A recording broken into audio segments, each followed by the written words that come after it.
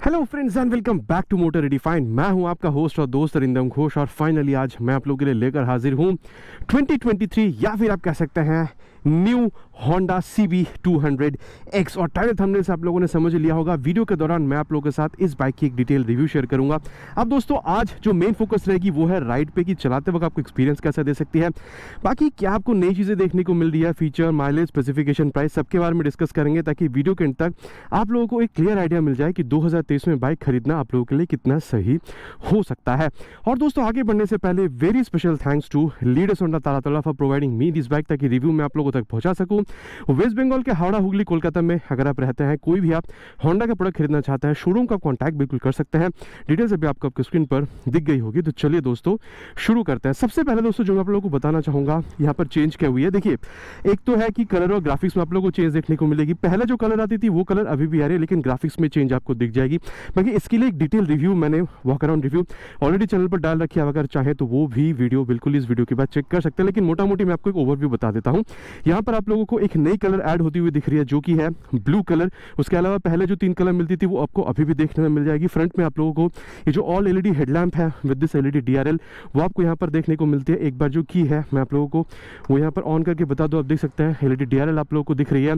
एक ये वाइजर आपको दिख रहा है। बाकी आगे एक्सेलरेशन के टाइम पे देखेंगे कितना आपको ये हेल्प करती है। अब इसको हम लोग यहाँ पर बंद कर देते हैं। नीचे आप लोगों को यहाँ पर ये जो USD फोक है ये भी आपको मिल रही है। कॉर्नरिंग कितनी अच्छी करती है वो भी मैं आगे आप लोगों को बताने वाला हूँ। देन 110/70 सेक्शन की जो टायर है वो आप लोग को यहाँ पर देखने में मिल रही है with 17 inches of alloy wheel. और यहाँ पर अगर ब्रेकिंग के बारे में बात करी जाए दोस्तों, सिंगल चैनल है। क्या आप लोगों को लगता है डुअल चैनल होना चाहिए था या नहीं, बिल्कुल आप लोग बताइएगा।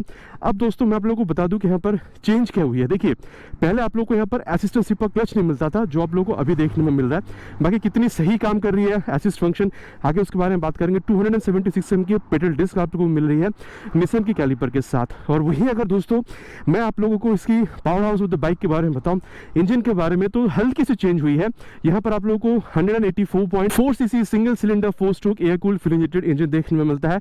पावर फिगर्स की अगर बात करें 17.2 PS की मैक्स पावर, और यहाँ पर आप लोगों को जो टॉर्क मिल रही है वो है 15.9 न्यूटन की। बाकी हल्की सी जो टॉर्क है 0.2 न्यूटन तक की आप कह सकते हैं, वहाँ इसको घटाया गया है। बाकी चलने में कितनी सही है आगे उसके बारे में बात करेंगे। और इसकी जो एग्जॉस्ट है दोस्तों वही है जो आप लोग को हॉर्नेट में मिलता है। चलिए इसकी जो एग्जॉस्ट साउंड है वो मैं आप लोगों को सुना दूँ।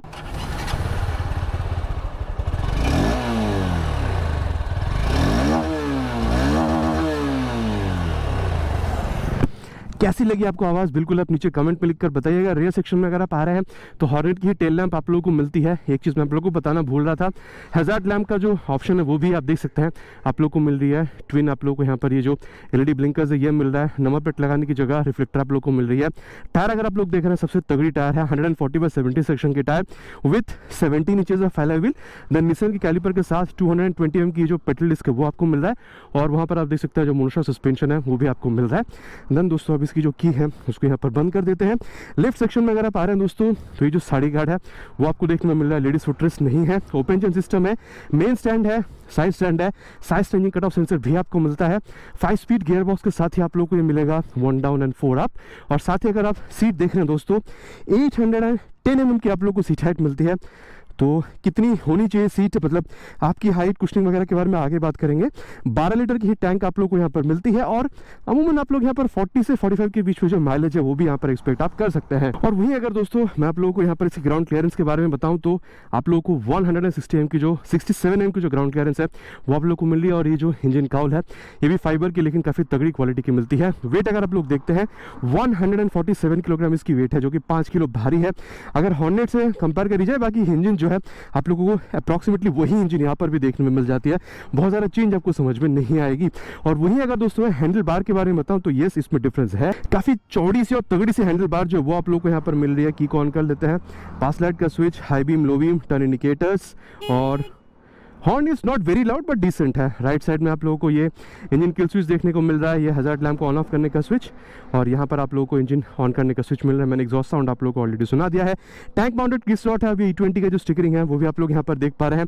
तो फ्लेक्सिबल कंपैटिबिलिटी भी आ रही है, और OBD2 का जो अपडेट है वो भी इसको मिला हुआ है। ठीक है, एक बार इसको ऑफ करके अगर ऑन करें तो आप देख सकते हैं दोस्तों ये जो आपको लुक मिल रही है ना, काफ़ी कड़क लगती है देखने में। चलते हुए आगे मैं आपको बताऊंगा कि कितनी सही आप लोग को बैठने पे कितना सही आप लोग को फील ये देती है, कितना ज़्यादा कंफर्ट ये देती है। इसको एक बार ऑफ करके अगर मैं ऑन करूँ, ये देखिए पूरा एक बार स्वाइप भरती है, tachometer, speedometer, gear position sensor, time, battery voltage indicator, then यहाँ पर आप देख सकते हैं आप लोग को जो ओडोमीटर है, ट्रिप ए, ट्रिप बी, ये सारी चीज़ें आप लोग को यहाँ पर देखने में मिलती है। और गियर पोजिशन सेंसर तो है ही, बाकी एबीएस की sensor, neutral position sensor, engine malfunction light, turn indicators वगैरह की जो इंडिकेटर है वो भी आप लोगों को दिख जाएगी। और यहाँ पर ये रियर व्यू जो मिरर्स है ये कितनी सही काम करती है आगे मैं आपको बताने वाला हूँ। और एक चीज़ मैं आपको बता दूँ दोस्तों, यहाँ पर अगर आप देख रहे हैं तो ये नकल जो गार्ड्स हैं ये भी काफ़ी फाइबर की है, लेकिन आप क्वालिटी देख सकते हैं काफ़ी तगड़ी है। और यहीं पर आपको ये जो ब्लिंकर्स है ये इंस्टॉल देखने को मिल जाती है। तो दोस्तों मोटा मोटी हम लोगों ने बाइक के बारे में बात कर लिया। चलिए अब चलते हैं इसके राइड पर एंड देन देखते हैं कि कितनी सही एक्सपीरियंस आप लोग को चलाते वक्त दे सकती है। दोस्तों राइड रिव्यू को करते हैं स्टार्ट। 810 mm की सीट हाइट है, स्प्लिट सीट है। हिसाब से अगर देखा जाए आपकी हाइट एटलीस्ट 5'4" तक होनी चाहिए, ठीक है, क्योंकि सीट हाइट इसकी ज़्यादा है। बैठ के देखते हैं दोस्तों इस पर, वही करीबन फील है जो आप लोगों को हॉर्नेट में मिलती है। कंफर्टेबल है, सॉफ्ट बिल्कुल भी नहीं है।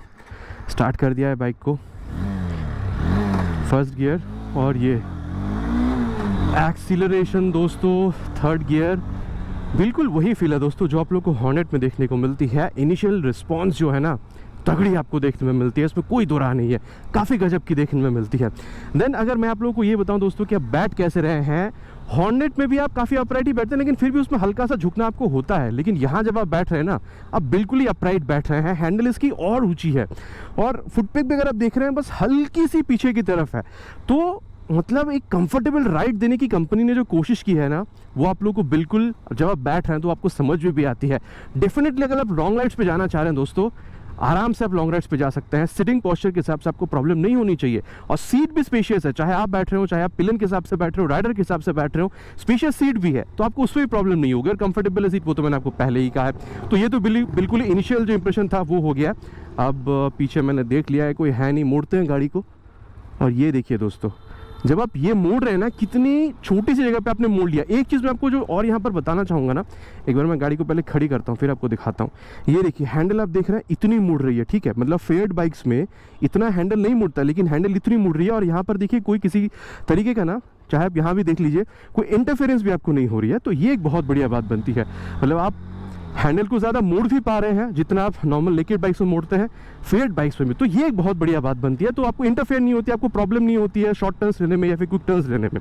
ये एक बहुत बढ़िया बात है। अब जब मैं आपको यहाँ पर इसकी क्लच के बारे में बताऊँ दोस्तों, यहाँ पर असिस्टेंट सीपा क्लच है, तो असिस्ट की वजह से क्लच फंक्शन सॉफ्ट है।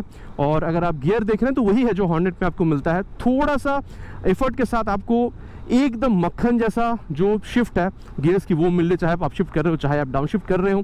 और चलिए जैसे हर वीडियो में मैं आपको बताता हूँ, इसकी जो एक्सेलरेशन टेस्ट है वो कर लेते हैं, देन इसकी जो परफॉर्मेंस है उसके बारे में आगे बात करेंगे। चलिए दोस्तों शुरू करते हैं। फर्स्ट गियर पे मैंने रख दिया है 3 हॉर्न के साथ।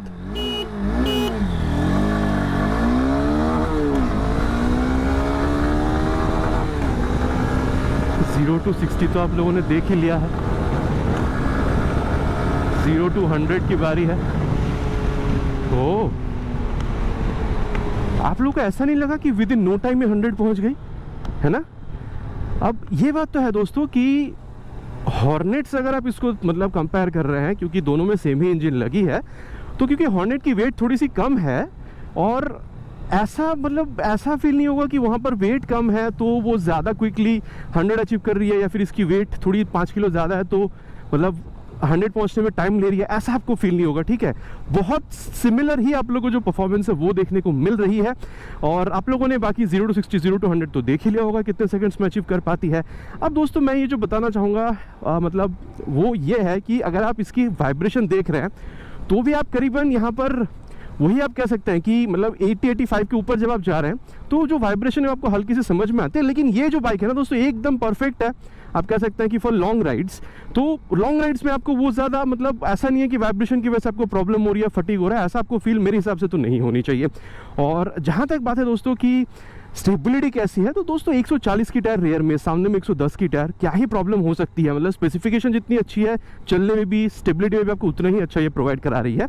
और एक जो बात है जो मैं आपसे अगर कहना चाहूँगा वो ये है कि अगर आप लोग कंफर्टेबल राइडिंग देखते हैं दोस्तों, मतलब 90-100 तक भी ना आपको वो वाइब्रेशन बहुत ज़्यादा फील नहीं हो रही है, ठीक है, कंफर्टेबल राइड आपको मिल रहा है। लेकिन हाँ मतलब उतना अगर आप चलाएंगे 90-100 पे तो माइलेज घटेगी। वही मैं कहना चाहूँगा 60-70 तक भी आप चला दें तो माइलेज 45 किलोमीटर्स तक की यहाँ पर आपको मिल सकती है, ठीक है। एक चीज़ दोस्तों मैं आपको और बताना चाहूँगा, यहाँ पर ये जो आप वाइज़र देख रहे हैं ना, बहुत ज़्यादा तो नहीं लेकिन फिर भी काफ़ी हद तक ये जो विंड ब्लास्ट है वो उससे भी आपको बचाती है। जब मैं एक्सेलरेशन टेस्ट कर रहा था तब मैंने इसको फील किया है, ठीक है। बहुत ज़्यादा बचाती है ऐसा नहीं कहूँगा, लेकिन थोड़ा बहुत तो आपको ये विंड ब्लास्ट से बिल्कुल राहत देती है। और दोस्तों इसकी जो ब्रेकिंग टेस्ट है उसको भी कर लेते हैं। सबसे पहले इसको हम लोग फ्रंट ब्रेक को टेस्ट करेंगे, देन रियर को, एंड देन दोनों को साथ में करेंगे। पहले फ्रंट ब्रेक को एट द स्पीड ऑफ 60 ले चलते हैं, देन टेस्ट करेंगे। And front brake applied. ये आप लोगों ने देखा है दोस्तों, यहाँ पर देखिए बाकायदा मिट्टी, धूल, रेत गिरी हुई है, तो हल्का सा जो वो एबीएस का इंट्रूशन है ना वो यहाँ पर मुझे फील हुई है। अब मैं दोबारा कहूँगा दोस्तों, ये फील जो है बिल्कुल हॉर्नेट की तरह है। आपको जो मतलब ये जो ब्रेक लीवर है थोड़ा आपको तरीके से पुल करना पड़ रहा है, थोड़ा सॉफ्ट साइड पे है, ठीक है, और तभी आपको अच्छा रिजल्ट मिल रहा है। बाकी ओवरऑल ब्रेकिंग फ्रंट की जो है ब्रेक बाइट फीडबैक आपको गजब की मिल रही है, कोई परेशानी आपको नहीं होगी। और दोस्तों अब इसकी जो रियर ब्रेक है उसको भी at the speed of 60 test करते हैं। एंड रियर ब्रेक अप्लाइड, 63 तक जा चुकी थी। ये आप लोगों ने देखा है, हल्की सी आवाज आई है जब मैंने इसको एक्सट्रीम प्रेस किया। मैं देखना चाह रहा था कि अगर मैं एक्सट्रीम प्रेस करूं तो क्या फिसलती है। बाकी देखिए जब ये एकदम ही रुक चुकी थी तब हल्की सी फिसली है, ठीक है। अब उतनी एक्सट्रीम प्रेस कोई करता नहीं है जितना मैंने किया, ठीक है। एकदम दाब के मैंने रख दिया था ताकि देखने के लिए कि फिसलती है या नहीं। तो एक्सट्रीम एंड में हल्की सी फिसली है। बाकी मैं ये कह सकता हूँ कि फिसलेगी नहीं, मतलब 140 की टायर है, बहुत रेयर चांस में फिसल रही है ये, लेकिन फिर भी ठीक है फिसल सकती है। तो क्या करना चाहिए वो मैं बता देता हूँ आपको, लेकिन उससे पहले ये बता दूं कि हाँ जैसे मैं हर बाइक में कहता हूँ अमूमन यहाँ पर भी वही चीज़ है, आपको ये प्रोग्रेसिव देखने में मिल रही है। धीरे धीरे जो स्पीड है उसको ये काटती है रियर ब्रेक, ठीक है। अब फिसलने से रोकने के लिए आपको क्या करना है दोस्तों, ये देखिए पहले इसको ले चलते हैं, rear brake and then front brake applied. ये देखा आपने, हल्का सा फ्रंट जो एबीएस था उसने भी इंक्लूड किया है। तो ये काफ़ी कारगर तरीका है दोस्तों अगर आपको अपने बाइक को फिसलने से बचाना है। 100% प्रूफ तो नहीं है, लेकिन फिर भी काफ़ी हद तक आप इस तरीके को अप्लाई कर सकते हैं। और दोस्तों अगर मैं आप लोगों को सस्पेंशन के बारे में बताऊं तो yes it's kind on stiffer side, लेकिन हॉर्नेट में ना दोनों सस्पेंशन तो स्टिफर साइड पे फील होते हैं, लेकिन यहाँ पर ना रियर जो सस्पेंशन है ये आपको हॉर्नेट से थोड़ी सॉफ्टर लग सकते हैं, लेकिन दोनों ही स्टिफर है यहाँ पे। लेकिन हॉर्नेट के मुकाबले अगर आप देख रहे हैं तो थोड़ी सी आपको सॉफ्टर लग सकती है। बाकी दोस्तों सस्पेंशन की जब बात हो रही है ना, यहाँ पर आपको यूएसडी मिल रहा है, मोनोशॉक मिल रहा है, कॉर्नरिंग टेस्ट तो इसका बिल्कुल बनता है। सबसे पहले आप वो देख लीजिए। ये देखिए दोस्तों सामने कितनी एक प्यारी सी कॉर्नर आएगी अभी, और इसको टैकल करने में दोस्तों आपको कोई प्रॉब्लम नहीं होगी कॉर्नर में, ठीक है। ये देखिए शायद आपको कैमरे में समझ आ रही होगी कितना ज़्यादा लीन कर रहे हैं, फिर भी आपको डर का जो फील है ना वो बिल्कुल भी नहीं हो रहा है, ठीक है। मतलब सस्पेंशन में से जो फीडबैक है ना वो काफ़ी गजब है। अब यहाँ देखिए सामने और एक प्यारी सी कॉर्नर है, ये देखिए, ये इतनी कॉर्नरिंग के बाद भी ये देखिए, इसमें तो भाई मज़ा ही आता है ये वाला कॉर्नर करने में। ये देखा आप लोगों ने कितना ज़्यादा इसको लीड किया था, फिर भी डर नहीं लग रहा है। अब मैं आपको दोस्तों डेफिनेटली एक बात कह सकता हूं कि हॉर्नेट में भी आपको जो परफॉर्मेंस है वो काफ़ी हद तक ऐसे ही देखने में मिलेगी, लेकिन जब आप इसको एक्सपल्स से कंपेयर कर रहे हैं ना, एक्सपल्स से कहीं ना कहीं, क्योंकि यहाँ पर मतलब एक्सपल्स में आप लोगों को वो जो यूएसडी वगैरह है वो तो देखने में नहीं मिल रही है साथ ही, लेकिन यूएसडी की वजह से ना ये जो कॉर्नरिंग एक्सपीरियंस है कंप्लीटली यहाँ पर ना आप लोगों को कहीं ना कहीं थोड़ा सा बेहतर ही देखने में मिलेगा अगर आप इसको एक्सपल्स 204V से कंपेयर कर रहे हैं। बाकी अच्छी वो भी है, लेकिन बेहतर कौन है तो ये मैं बिल्कुल कह सकता हूँ। लेकिन ये एक बात है दोस्तों कि जब आप गड्ढे पर जा रहे हैं ना तो हल्का सा वो जो जर्क है, क्योंकि ये थोड़ी स्टिफ नेचर की है, तो वो आपको फील होती है। लेकिन बहुत ज़्यादा अगर देखिए इंडियन रोड्स पर अगर आप चला रहे हैं दोस्तों तो थोड़ा बहुत अगर आप गड्ढे पर जा रहे हैं उतना तो फील नहीं होगा, लेकिन आप अगर मतलब एक्सट्रीम गड्ढे पर जा रहे हैं तो हल्का सा जो जर्क है वो आपको फील होगा। बाकी मैंने आपको बता दिया है cornering, high speed, top speeds में ये आप लोगों को काफ़ी अच्छा रिस्पांस जो है सस्पेंशन में से वो निकाल कर देती है, ठीक है। और वही अगर मैं हैंडलिंग के बारे में बताऊं दोस्तों, ये जब मैं कर रहा हूँ 147 किलोग्राम की वेट है, और यहाँ पर फ्रंट में जो यूएसडी है ना उससे वो जो स्टिफनेस है ये करने पे आपको समझ में भी आ रहा है, ठीक है। तो मतलब गाड़ी आपकी बात मानती है, जिस साइड पर मुड़ना चाह रहे हैं उस साइड पे ये मुड़ती है। आप देख रहे हैं हैंडल ऊंची है, आप टक इन करके बैठे हैं, ओवरऑल आपको एक अच्छा जो मतलब ओवरऑल एक आप बोल सकते हैं सिटिंग स्टांस वो मिल रहा है, स्पेशियस सीट है, स्पीडो ओडो टैको सब कुछ आपको मिल रहा है, विंड ब्लास्ट से भी थोड़ी बहुत बचाती है। देन रियर व्यू जो मिरर आप देख रहे हैं उससे रियर व्यू भी आपको काफ़ी अच्छी देखने को मिल जाती है, ठीक है। तो मतलब और चाहिए ही क्या, इतना अच्छा आप लोगों को यहाँ पर जो हैंडलिंग जो है वो आप लोग को यहाँ पर मिल रहा है। और डेफिनेटली दोस्तों अगर आप लोग यहाँ पर इसको एक्सपल्स से कंपेयर करते हैं, सिटिंग पोजीशन वगैरह एक्सपल्स में भी आप लोगों को काफ़ी हद तक सेम ही दिखता है, लेकिन दोस्तों क्योंकि इसकी टायर थोड़ी मोटी है तो इसकी जो हैंडलिंग है उसमें आप लोगों को थोड़ा सा डिफरेंस दिखेगा अगर आप लोग एक्सपल्स से इसको कंपेयर कर रहे हैं तो। और बाइक के बारे में पूरी तरीके से हम लोग बात कर चुके हैं दोस्तों। चलिए अब चलते हैं इसकी कंक्लूजन पर बात करते हैं कि बाइक खरीदना आप लोगों के लिए कितना सही हो सकता है। दोस्तों राइड के बाद अब सत्यवचन की घड़ी कितना सही होगा 2023 में बाइक आप लोगों के लिए खरीदना। देखिए दोस्तों सबसे पहले प्राइस के बारे में बात करते हैं।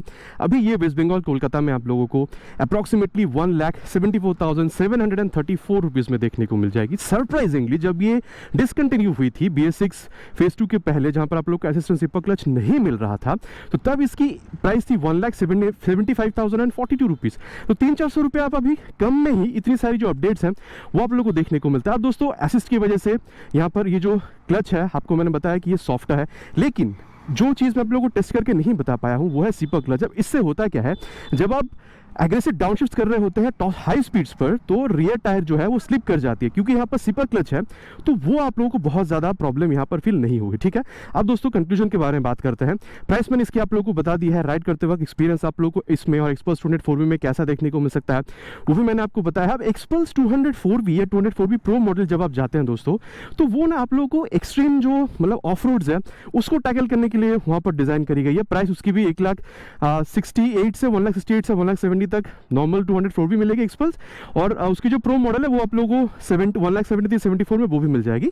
तो प्राइस रेंज में बहुत ज़्यादा गैप नहीं है, लेकिन मैं आप लोगों को सिंपली राइड के आधार पर ये कह सकता हूं दोस्तों कि अगर आप लोगों को ऑफ रोड्स ही टैकल करना है, एक्सट्रीम ऑफ रोड्स आपको जाना है, आप लोग बिल्कुल वहाँ जा सकते हैं, क्योंकि 21 इंचेस की टायर, पीछे में 18 इंचेस की टायर आप लोगों को वहाँ पर मिल जाती है। ठीक है, मतलब मैं व्हील की बात कर रहा हूँ, और वो स्पोक व्हील्स होती है तो ट्यूबलेस नहीं है। यहाँ पर ये दोनों ही 17 इंच की है, लेकिन एलॉय व्हील है। और कंपनी के हिसाब से अगर आप देख रहे हैं, कंपनी इसको अर्बन एक्सप्लोरर के हिसाब से बनाती है। ठीक है, मतलब आप सिटी राइड्स कर रहे हैं, ओकेशनल ऑफ रोड मतलब ऑफ रोड्स कर रहे हैं, वो आप इसके साथ आराम से कर सकते हैं, क्योंकि यहाँ पर अगर आप टायर देख रहे हैं तो ऑफ रोड्स को टैकल करने के लिए जो टायर है वो भी आपको दी गई है। तो मैं इतना कह सकता हूं दोस्तों कि अगर आप लोगों को एक्सट्रीम ऑफ रोड्स करना है, बिल्कुल एक्सपल्स 204V या एक्सपल्स 204V प्रो मॉडल भी आप खरीद सकते हैं।